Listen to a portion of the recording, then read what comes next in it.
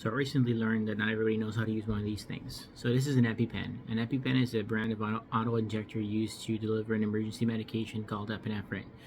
Epinephrine is a drug that's used to treat one of many things, but one of the things that's used to treat is anaphylaxis. Anaphylaxis is a severe allergic reaction to an allergen. This might be somebody who's allergic to shellfish, nuts allergies, or whatever else that's out there. When somebody's experiencing anaphylaxis, they're going to have a couple things happen to them. They're going to develop rashes or hives about their body. It's going to be very itchy.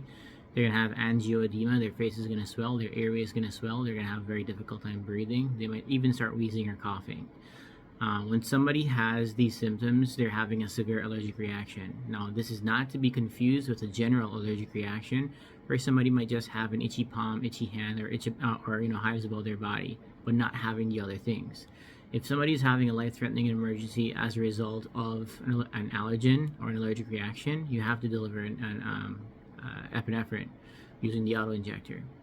To use the auto-injector, it's pretty simple, but if you use it in the wrong way, it can end up hurting you and not delivering the drug to the patient. So at the top of the auto-injector is a safety cap, and at the bottom of the auto-injector is the cap where the needle is. So this is not removed. You never hold this area, you never put your thumb over this area or anything like that. What you want to do is you want to grab the blue portion of it, pull it up, and then grab the orange portion, find a thigh or a big muscle, and stab. Once you stab, the tip is depressed and the needle is presented into the muscle of the patient and delivers the medication. A quick little thing that I use to remember this, or I teach people to remember this, is blue to the sky, red to the thigh. Blue to the sky, red to the thigh. I know that's not red, it's orange, but it's close enough. But blue, sky, red, thigh, and you go.